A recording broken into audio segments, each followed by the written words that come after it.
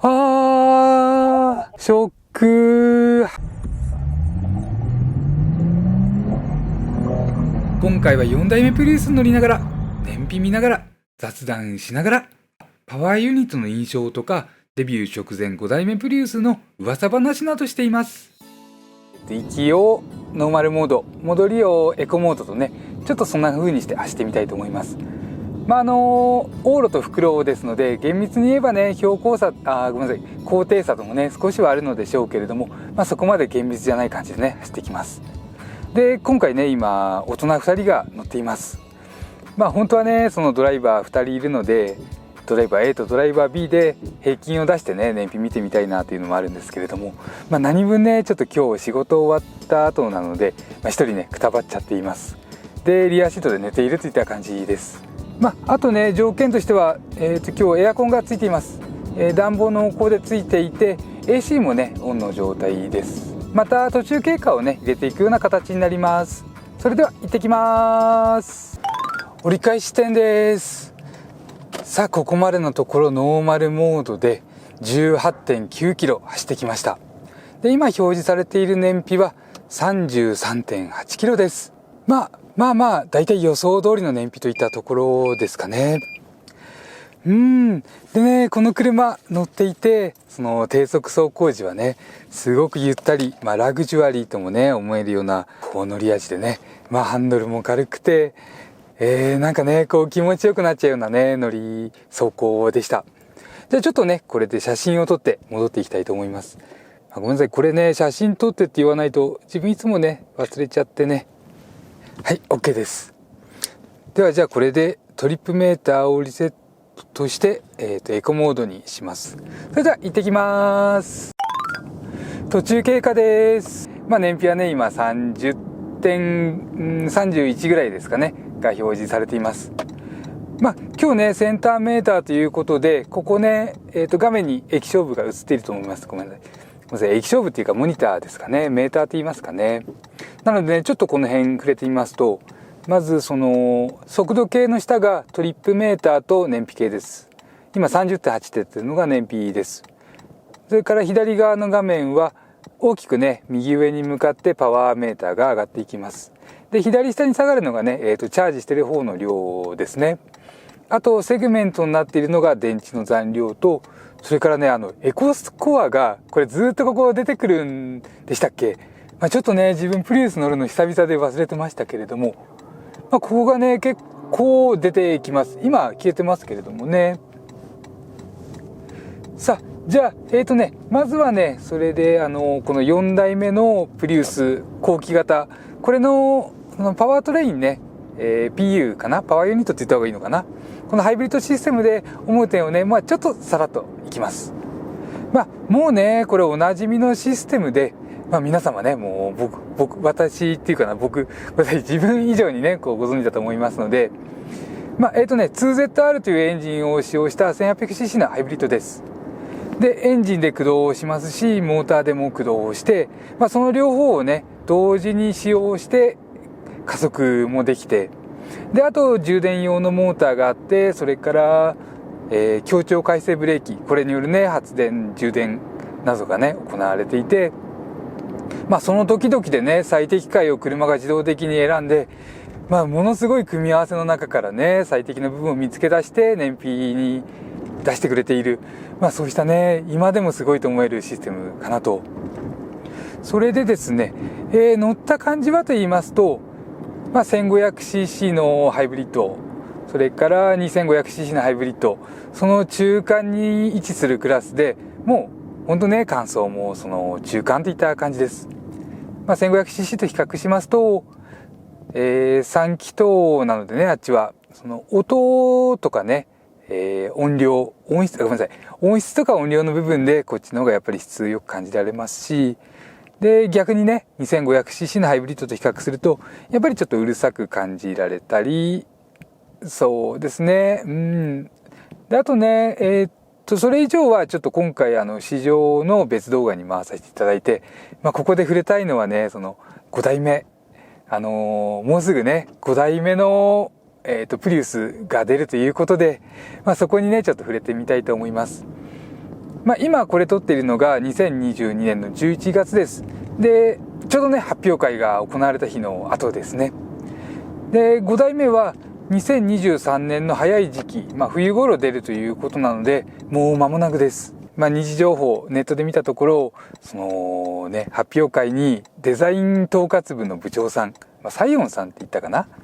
が出てこられてプレゼンテーションを行われたそうです。ということはね、そのボディデザインが、もしくは内装のデザインが売りの車というのはね、結構ね、想像できます。で、そこでね、ちょっと面白かったのが、道具を取るか宝物を取るかみたいな議論がされて、その結果ね、宝物という方向が採用されて、5代目のね、あの形になったそうです。社長が道具という方向で、開発部はね、宝物という方向でね、行きたいというので、かなり議論されたというのがね、そこで言われてましたね。そう、道具というのは、多分、乗りやすさとか運転しやすさ、あと乗り降りしやすさ、そういった部分を重視して、箱型に近づいていくか、もしくはプリウスアルファみたいなね、背が高い方向。それからあと考えられるのがタクシーの需要ですかね。そっちを向けた作り。で、宝物というのはもう全然真逆のね、特に車なくても生活できるけど欲しくなっちゃうみたいなね、そういう方向でということなんでしょうかね。で、議論の結果、宝物の方向が取られたということで、前高は、この4代目より下げられて、さらに着座位置もね、下げられて、この4代目もね、着座位置結構低い方なんですけれどもね、さらに下げられるみたいです。着座位置が下がるということは、特別感増します。包まれ感も増す傾向ありますね。それから体感的なね、揺すられ感も減ってくる傾向があって、あと速度感はね、高く感じやすい。同じ速度でもね、より刺激が高まるみたいなところはありますので、やっぱり総合的にね、スペシャリティ感というか非日常的なというかね、古い言葉ですね。わかんないですけど、特別感がね、演出されているのかなと。で、やっぱりね、そのボディのデザインですとか、あとね、内外装。こういったところはね、免許を持ってない世代でも、いずれ欲しいなとかね、わかりやすいポイントでしょうし、あとね、今流行のパソコンとかね、MMO こそ俺の生きる道だぜみたいな人がね、また車趣味にね、戻ってきてほしいみたいな、そうした意味合いも込められてるんでしょうかね。ってことでね、自分が思うところですかね。現時点ですと、まだボディデザインぐらいしか出てないみたいなんですけれども、ボディデザインから自分が思うこと。まずね、この4代目は、キャビンフォワードと言いますかね。前の方にボリュームがあると思います。まず横から見た時ですね。横から見て前の方にボリュームがある形状。で、ちょっとね、車高を下げたり、エアロをつけたりして横から見ると、ミッドシップみたいにね、見えたこともあってね、そのような形状です。で、今度の5代目は、横から見るとね、後ろの方にボリュームが寄ってるように見えます。リアシートの頭ぐらいの位置が一番高い位置に来るのかな。フロントバンパーはまず垂直に上に立ち上がって、そこからね、すごく緩い角度で、ルーフの一番高いところにつながるみたいなね、形がね、印象的です。A ピラーもね、とっても寝てますよね。そう、すごい。でも、オーソドックスっていうかね、どこか懐かしいという感じも受けましたし、なんでしょうかね。奇抜さとかね、悪の強さでインパクトを引くというよりはね、オーソドックスにかっこよく、多くの人からね、支持を得られそうかなと、そんな印象を受けました。で、細かいところで言いますと、あれですね、空力。空力良さそうに見えちゃいます。お詳しい方でしたらね、フロア下、床下のね、整流とか、あと、ホイールハウス周りのね、整流の方が大事なんだぜって言われるかもしれませんけれども、自分みたいなね、一般人からすると、この形状ね、空力良さそうに見えますし、このイメージって大事ですよね。多くの人が、パッと見てね、わかりやすいイメージ。その辺ね、わかりやすいかなと。でね、あと細かいところですと、ホイールがね、今度は特殊なサイズみたいです。19インチの195幅。大きくてね、幅狭いといった感じです。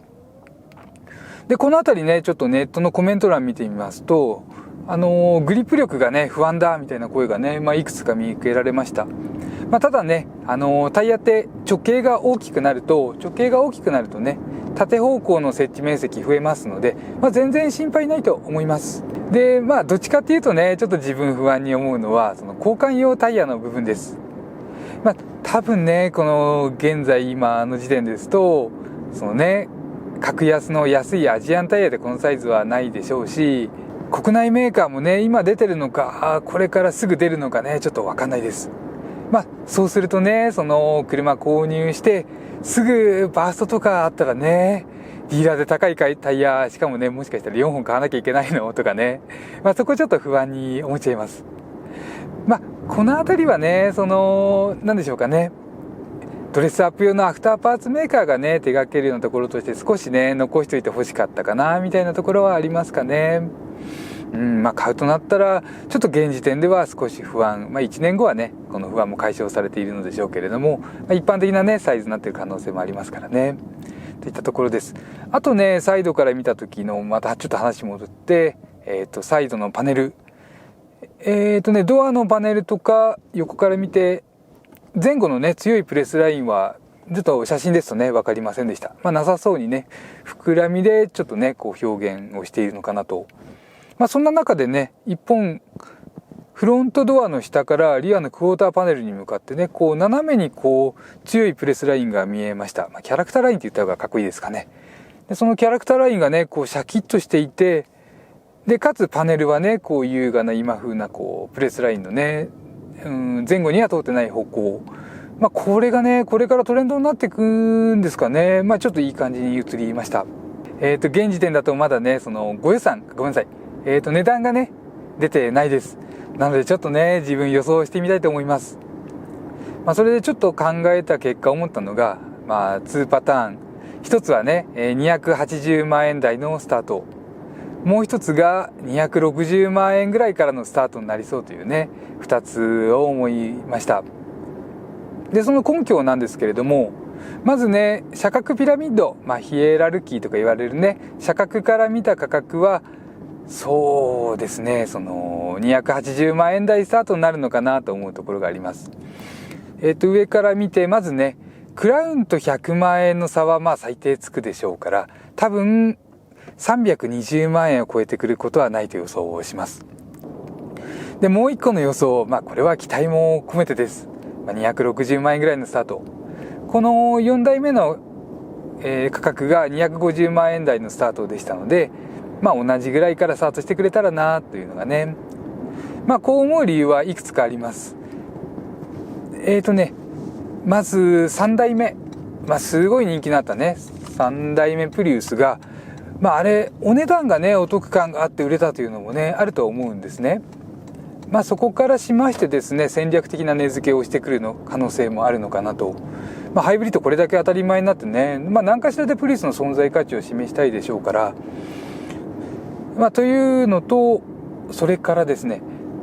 動画でちょっとね、他の方の映してる内装とか拝見しまして、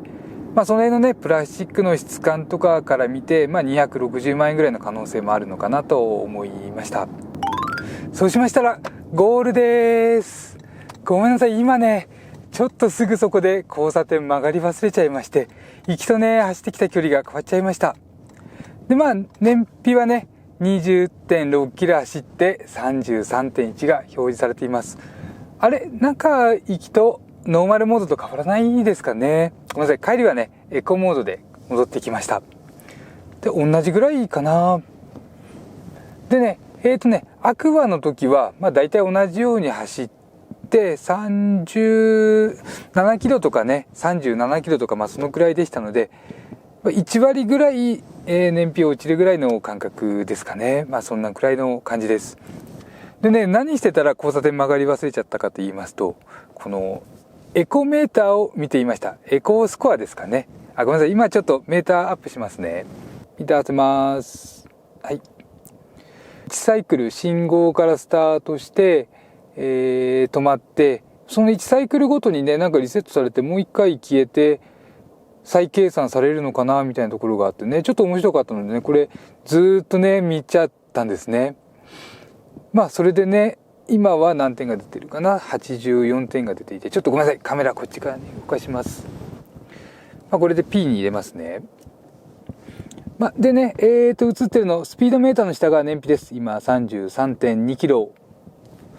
で、あとね、左側のメーター動かします。十字キーがついてるとね、まず横方向行きます。横方向はまず時計が出てきて、空調、これ運転席優先とかをここで切り替えられたらどうやってやったかな。これで全席か、運転席優先かという切り替えですかね。戻る。それから、クルーズコントロールとか、まあこの辺は一般的ですかね。車両カスタマイズはね、なんか最近の車に比べると結構シンプルでね、量少なそうです。で、今度十字キーを上下に動かします。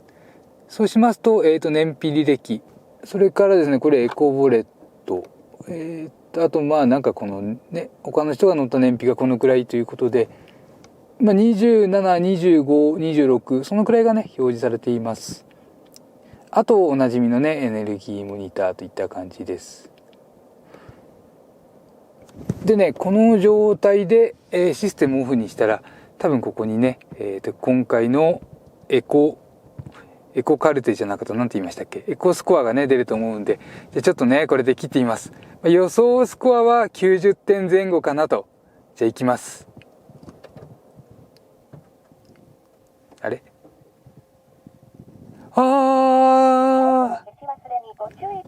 ショック、82点でした。うわー、ごめんなさい、自分天気は下手だったかな。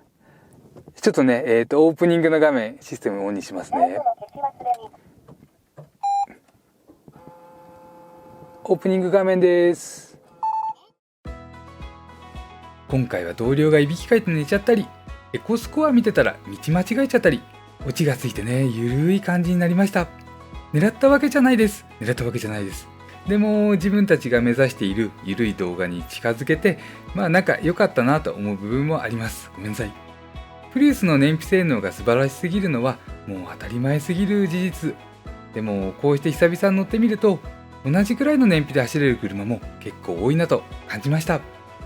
じゃあ自分たちはこれでお肉に行ってきます。ではまた次の動画でお会いしましょう。間違いいっぱいの自動車選び、ヒラリー男爵でした。